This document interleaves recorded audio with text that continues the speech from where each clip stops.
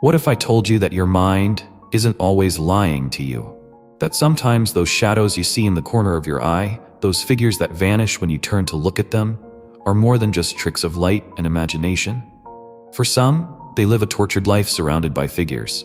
And sometimes there is one, the one who proved that sometimes our worst fears aren't hallucinations at all.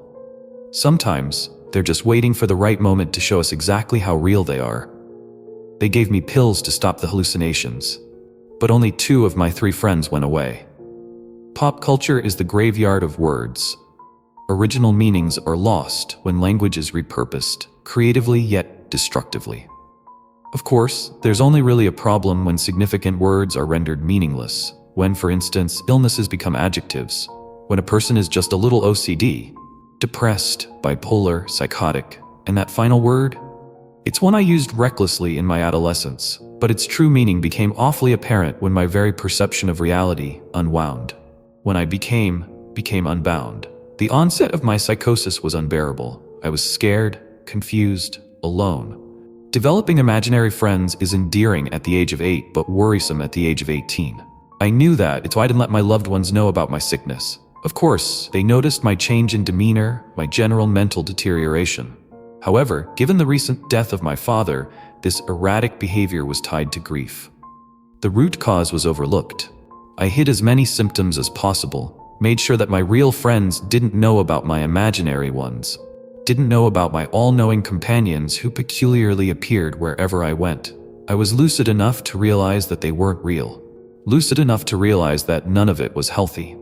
First came Grant, then Shirley, then Albert. These 3 friends weren't always present, but one or more of them would typically be a stone's throw away. It took very little time for me to realize that these imaginary friends were amalgamations of real people from my life. Grant reminded me of my late father. He was gentle but firm, grounded, trustworthy. Shirley reminded me of my late grandmother, a little lost in the clouds but warm and wise, boundlessly wise. Her teen intellect compensated for her lack of common sense. Albert, however, was the anomaly. The one I never missed, despite my best efforts. To say that he unsettled me would not be doing the feeling justice. But I tried desperately to dispel the ache in my stomach. I told myself that Albert, like the others, must simply be a collage of faces and words that have shaped my life. I would have told myself anything to dislodge the lump in my throat, the one that bobbed to the surface whenever Albert entered the room. It always threatened to take the wind from my lungs, and I believed I would wake in the dark place Albert inhabited when he wasn't watching me. It was a false belief, of course. Albert was always watching. Earlier this year, there came the inevitable nervous breakdown. After 6 years of suppressing a steady stream of emotions, the dam burst. I lost my job. That was the trigger to coming clean about the delusions. I'd been hiding the truth since I was 18, but I knew I would struggle to do so forever. I told my mother, my girlfriend, my friends. I revealed that I'd been seeing people who weren't there, that I buried the truth beneath a shallow mound of antidepressants and strained smiles. But the thin coating had weathered away, as I had always known it would. There was something freeing about revealing this secret, and I reverted to my adolescent self, finally allowing myself to process everything that has haunted me since those late teenage years. As a result, I became a lot closer to my mother. It was a relief for her to finally understand why I distanced myself for so many years. There had been more to it than grief, and it certainly had nothing to do with her. "I know you'd rather have April with you right now," Mom said. I smiled, patting her hand softly. I'd brought my mother to the doctor for emotional support, but she came for her sake too. Mom was frightened on my behalf. As I had recently opened up about my S-word ideation, she didn't want me to lose in the same way we lost Dad. Still, I'd reached out for help this time. That was what I reminded her and myself as we sat in the waiting room. "April tried her best to come," I said, "but I'm happy that you're here, Mom." It's outrageous that her work wouldn't give her the afternoon off. This is important. Mom huffed. "It's only an appointment with the GP," I replied. "Don't get worked up. You'll send your blood pressure through the roof." My mother nodded absent-mindedly. "Will he prescribe antipsychotics?" "That was what he implied over the phone," I said. "This really isn't a big deal, Mom. I feel silly for asking you to come. In fact, he said I'd have to do the actual consultation alone, so..." There's nothing silly about it, Justin, Mom interjected with a gasp. You and I should talk about everything, big or small, day or night. I know, Mom, I said. I will. I'm getting better at talking. Take a breath. Sorry, she exhaled. I don't mean to be overbearing. Mother, you're not overbearing, I replied. I'm very lucky to have you. I'm the one who should be sorry. Sorry that you have to suffer too. Don't talk that way, Justin, Mom whispered tearfully. We're here for you. You know that, don't you? I frowned. It feels easier sometimes to bottle up my problems, to not be a burden. It makes my mind a little quieter when I only have to worry about myself. My mother shook her head. That's your illness speaking. No matter the lies it tells, never face it alone. Your father was the same. He wants you to be weak and alone. That's why it keeps you away from those who love you. Justin Woods? A voice called from an open door beyond the waiting area. That's me, I loudly responded before standing and turning to face my mother. I'll be waiting right here, she promised. So will I, Grant softly whispered. I avoided turning my head to face the gray-haired, middle-aged gentleman sitting in the plastic chair beside my mother. The gentleman who did not exist. I didn't want to upset my mother, so I beamed at her, hoping that Grant would not know if my smile was intended for both of them. Of course he knows, I thought. He's in your head. Come on, a fragile voice beckoned, scratching my earlobe. It's time. Again, I didn't have to turn my head to know it was Shirley. Though I had fixed my focus on Dr. Rolland, who stood at the edge of the waiting area, I sensed the old woman shuffling alongside me. Shirley always struggled to match my pace, yet never slipped too far behind. She was bound to me and only me, my inner sage. A melancholic wave suddenly rushed up my body, leaving my throat with an acidic sting. I longed to properly say goodbye to my two dear friends before the medication erased them from my brain. However, I didn't want to catch the attention of Dr. Rolland. It would have bothered him, of course, but I was self-conscious about my illness. Even in a place built to treat ailments, matters of the mind are not the same as matters of the body. There's a taboo with mental illness. A stigma that, no matter how much we pretend otherwise, is prevalent throughout the world. That is why I hid my symptoms for so many years. That is why Albert emerged. It's okay, Justin, Shirley assured me, placing a frail palm on my shoulder whilst waving her free hand. We are part of you, but I won't be able to hear you anymore, I thought while smiling convincingly at Dr. Rolland. We guide you even when you don't hear us, Shirley said soothingly. You are me. You are all of those who have come before you, those who have shaped you. Don't worry about us, champ, Grant said, having abruptly appeared on the other side of me. You're allowed to let go. You're allowed to heal. I'm proud of you, pal. And he would be too. I nodded ever so slightly but stopped when Dr. Rolland started to frown, having clearly noted the turmoil blazing across my vacant eyes. Are you okay, Mr. Woods? He asked. I cleared my throat. Yes? Just a little nervous. The doctor smiled, motioning for me to follow him into his office. Quite understandable, but I promise that I'm going to help you through this. I'm not here just to write a prescription. Over the coming weeks and months, as you adjust to the medication, I will monitor your progress. I nodded, sitting beside Dr. Rolland's desk as he closed the door. Do you have any questions? He asked as he slumped into the seat opposite me. I paused. Is it really as simple as getting a referral, then heading to the pharmacist? Will pills make the noise go away? Dr. Rolland smiled again. We're going to try olanzapine, Justin. Now, the effects of this medication vary slightly from person to person. Some notice a marked decline in symptoms of psychosis within a matter of days. For others, it may take a few weeks. But as I said during our phone consultation, I will be with you for every step of the way, Justin. I always have been, haven't I? I raised an eyebrow, and the doctor laughed. Really? You don't remember me? I'm glad I made such a big impression. Justin, your parents have been bringing you here since you were a child. I know, I said. It's not that, and I remember you, Dr. Rolland. It's just, those were appointments for sickness, bugs, and minor injuries. I never thought I'd see a doctor about anything like this. For the past few years, I've been living in denial, pretending that I haven't gone crazy. That's not a kind way to talk to yourself, Justin. The doctor cautioned as he printed off a prescription slip. You're unwell, not crazy. You take antibiotics for a nasty infection just as you take antipsychotics for this slight hiccup in your mind. I suppose so, I uncertainly replied as I accepted the small strip of paper. Do I need to come back here for repeat prescriptions? Dr. Roland shook his head. I'd suggest using the patient access website to order online. You just order, go to the pharmacy, and get a top-up. No need to see my annoying mug every time. That's it? I asked. The man nodded kindly. That's it, but I'll contact you to arrange a checkup appointment in a few months, just to see how you've been reacting to the medication. And if you experience any side effects in the meantime, please contact me. Side effects? I gulped. It's a possibility with any medication, he said. But don't worry, Justin. We're just trying something out, and if it doesn't work, we'll try something else. Does that sound like a good plan? I mumbled some words of agreement as I shakily rose to my feet. Then I hurriedly slipped the paper into my coat pocket, jamming my hand deeply inside. I was afraid to lose my winning ticket. So I won't see people anymore? People who aren't there? I asked. The olanzapine should eradicate or reduce symptoms, the doctor replied, leading me to the door. Of course, if it doesn't improve anything, you'll have to let me know. Let's just take it one day at a time. Everything is going to be okay, Justin. So, everyone keeps telling me, I thought as I shuffled out of the door that the doctor impatiently held open. As I passed through the hallway between Dr. Roland's office and the waiting area, I felt that awfully familiar clump in my esophagus. An unwelcome visitor constricted my airway, and I knew what I would see before I even twisted my head to the right. At the far end of the corridor, past the rows of offices, there stood a man with arms stiffly clamped to his sides. A man whose features were always indistinct, even when he stood so near. Albert.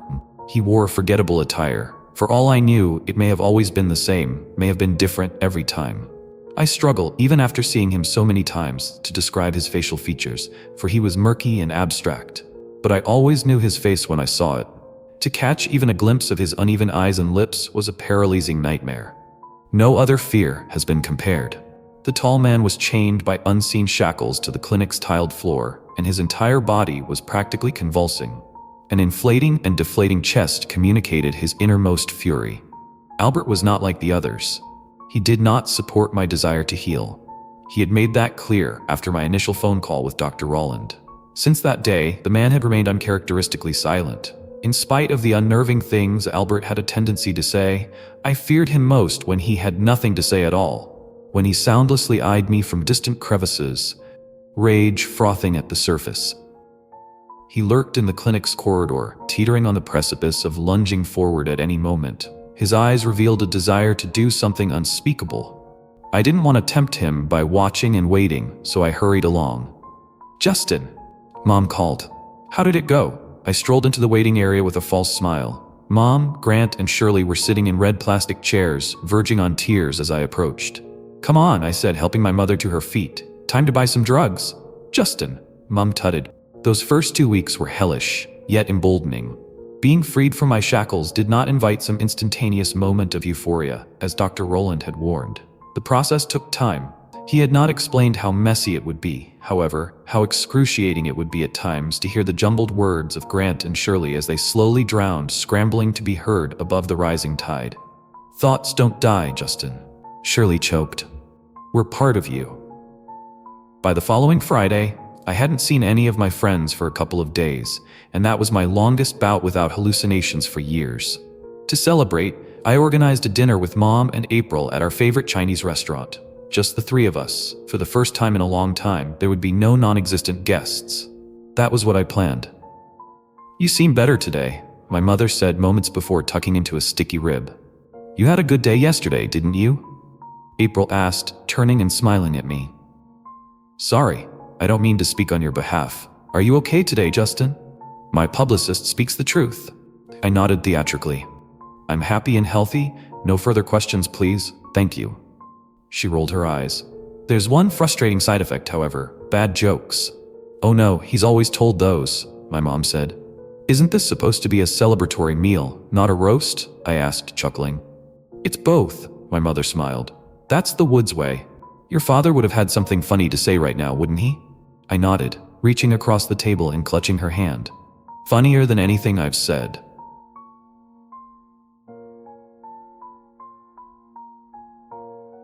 My mother wiped a tear from her eye. No, you were both hilariously unfunny. Dad would be... He is so proud of you, Justin. I know that's a cliché, but clichés exist for a reason. I'm just so happy that you've improved so quickly. Seeing you and April smiling at each other just warms my heart. He is pretty lucky to have me, April agreed, grinning. I know you've been focused, but you're right, my mother said. You're the daughter I always wanted. I chimed in. After 20 years of disappointment with a measly son, you came along to save the day. Thanks, April. Justin, my mother groaned. I tittered as I climbed out of my chair. Just nipping to the bathroom. I'll give you two some time to vent frustrations about me. Why? It's not as fun without you here to endure it, April said. Hardy har, I replied, startling her with a pinch at the shoulder as I walked away from the table. While beelining towards the bathroom door with a spring in my step and restaurant chatter in my ears, I barely noticed him. The nodding man sat alone at a booth in the corner of the restaurant, and it was his laughter that drew my attention. It rose above the roar of the dining area. He was amused by some unheard joke, so amused that tears trickled down his face. And my eyes met his as he motioned a hand towards the chair opposite. The man I'd hoped to never see again. Chest jutting, I ignored Albert and scurried into the bathroom with a smile well and truly rubbed from my face. I pretended I hadn't seen him. Pretended that I still hadn't hallucinated in days. Bracing against either side of the bathroom sink, it took a minute for me to control my breathing. I reminded myself that the medication was not a cure. I was never going to be entirely eradicated of my illness, but simply treated. Mitigate the worst symptoms. But why out of the three did Albert have to return? I wondered, sweat staining my flesh. Anybody else, please? As if responding, there came labored breathing from the stall behind me. My eyes unsteadily glanced at the mirror ahead, and I saw movement through the crack between the cubicle door and the wall. Saw a bloodshot eye peeking at me through the slim gap. Don't scream, Albert whispered, placing a finger on his lips as my mouth opened. You won't like what happens if you scream. Then the man wagged his finger through the cubicle's narrow gap, urging me to come forward. I wanted to flee the bathroom, but there was no running from him. I knew that. Only obeying his commands would offer me the slightest respite, so I nodded and walked over to the locked bathroom stall with a gaping, quivering mouth. I've missed you, Albert whispered, panting heavily. I eyed his smile's unevenly sized teeth through the slight opening, felt the decaying breath escape his jaws and wash across my cheeks. My very body shrank in terror as his wormy fingers stretched forwards, threatening to tear into my cold cheek. I've been better lately, I croaked. Better? Albert asked, grin broadening. You were better before. They'll only burden you. Do you want me to make them go away? I'm going back to the table now, I whispered heavily. I don't want to talk to you anymore, Albert. You're not real. Is that what Dr. Rollin told you? Albert giggled, revealing a haunting fragment of his face. I'm very real, Justin. Very, very, very, very real. I'm leaving, I stammered, taking ginger steps away from the unstable man. You're no fun, Justin, Albert sulked, his eyes mashing against the gap in an effort to follow my movement. It's just you and me, Justin. It'll always just be you and me. I'll help you. I'll free you. Jaw locked in a haunted gasp, I scurried out of the bathroom door. Albert was no longer sitting at the darkened table in the restaurant's corner, and I prayed he would stay in the bathroom cubicle forever. Preferably. Are you okay, dear? My mother asked, frowning as I returned to the table with a white complexion. Yes, I muttered, feigning a smile. It's just been an overwhelming couple of weeks. April smiled, taking my hand. You're doing so well, Justin. I'm proud of you. I nodded weakly, but I was not present for the remainder of the meal. My eyes continually returned to the men's bathroom, squinting to search for Albert in the grimy corners of the room. His awful face was nowhere to be seen, and that did not comfort me. The following night, I escaped from that primal, paralyzing state of fear. Told myself that I'd let a slight wobble affect me a little too much. To distract myself, I invited some friends to my home. April, Michael, and Jane. I revealed my interaction with Albert, and my friends were fantastic, incredibly supportive. I felt foolish and reminded myself that I was stronger when I opened up to my loved ones, in spite of Albert's claims. People were not a burden, and isolation was not freedom. I'm starving, Michael said. Shall I head to Domino's? Yes, Jane excitedly squealed. I'll come with you. Get us 2 margarita pizzas, please, April said. Thanks, mate, I added as the pair walked out of the door.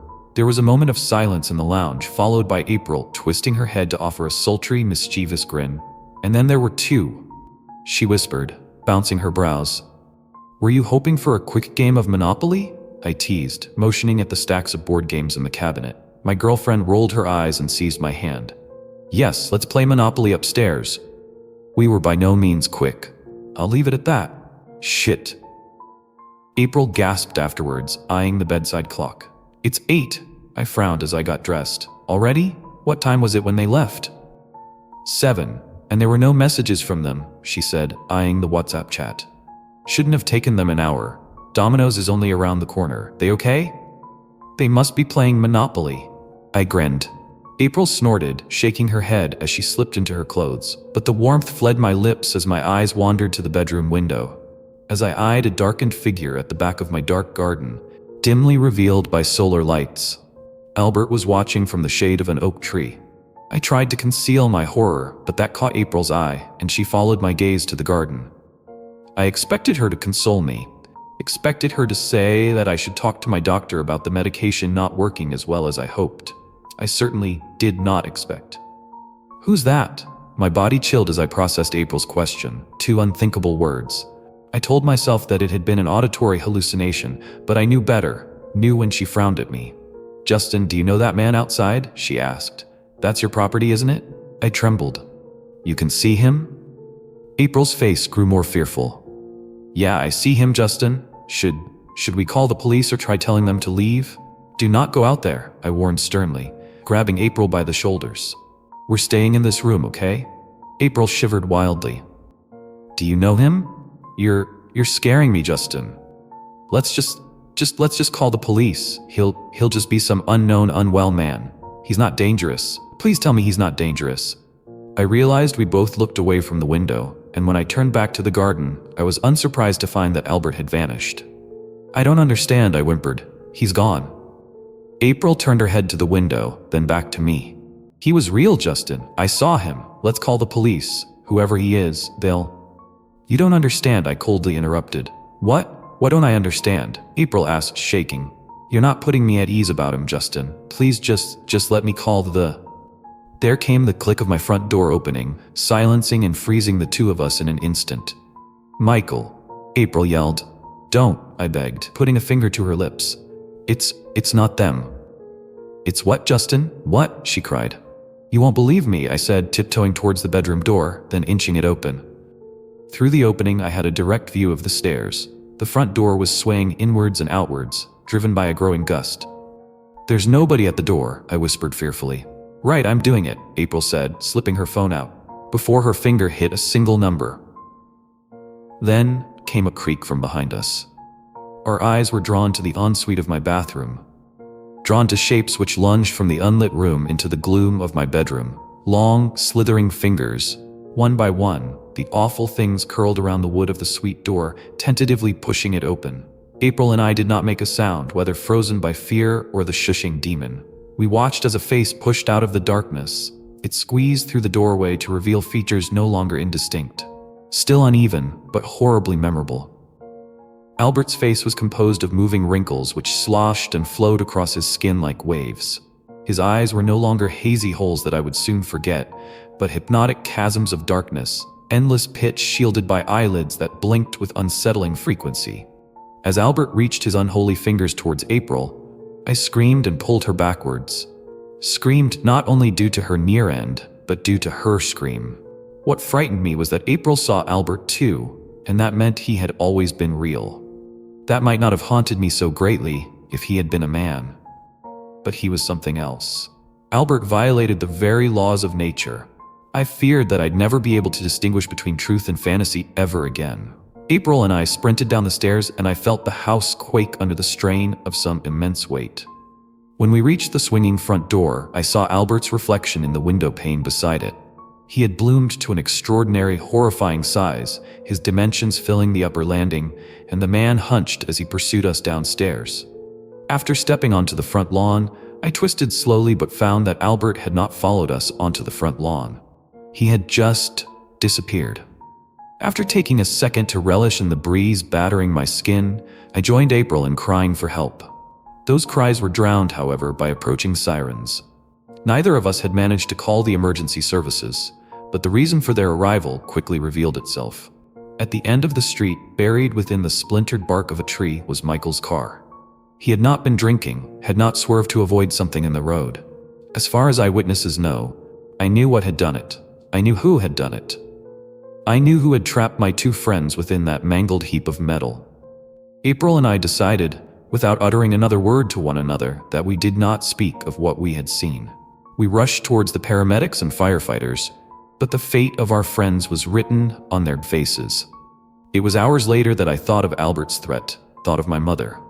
When we reached her flat, the place had been ransacked and she was nowhere to be seen. Months later, she is still missing, and my terror never dies. Not knowing what she endured, or continues to endure, is an agony deeper than seeing the contorted corpses of my friends in that wreckage. I don't know whether I'll ever see my mother again. I don't know whether I'd want to see her. Want to see the things Albert has done. April and I haven't stopped running. I still believe that this thing follows us, though I now know it lives outside of me. Albert wants me to be alone, for that is how it survives. It feeds on my separation from all others. I know I should leave April. If I isolate myself, giving Albert what he desires, that may well save her. On the other hand, even if I abandon April, this creature may well still hunt her, may still do something unfathomably twisted to her. If I stay by her side, she has a chance. We both have a chance. I must remember what my mother said. No matter the lies it tells, never face it alone.